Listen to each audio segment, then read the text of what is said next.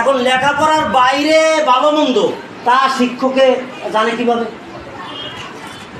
শিক্ষকের কি সেই পাঠ্যপুস্তক আছে, বা সেইটা কি ক্লাস হয়, বা সেইটা কি সাবজেক্ট আছে, সেইটা কোন ঘন্টায় পড়ানো হয়, কোন পিরিয়ডে, চতুর্থ পিরিয়ড না পঞ্চম পিরিয়ড? একটা ওরে চরিত্রবান বানাই দেবেন, তো চরিত্রবান বানানোর সাবজেক্ট কি?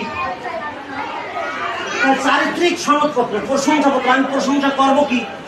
সে সত্য কথা বলে, মিথ্যা বলে না, রাষ্ট্রীয় কোনো কাজে, অন্যায় কাজে সে সম্পৃক্ত নয়, এ সমস্ত ভালো ভালো প্রশংসা, তার মঙ্গল কামনা ঈদ এবং শেষে স্বাক্ষর প্রধান শিক্ষক, তাই না?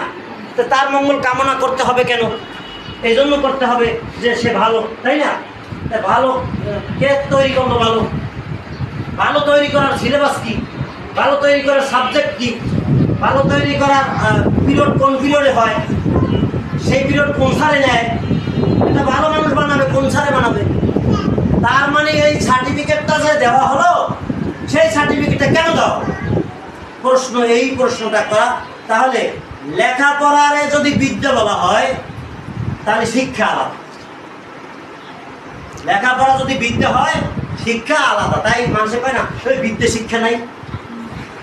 বিদ্যা যদি পাঠ্যপুস্তকে পাওয়া যায়, তাই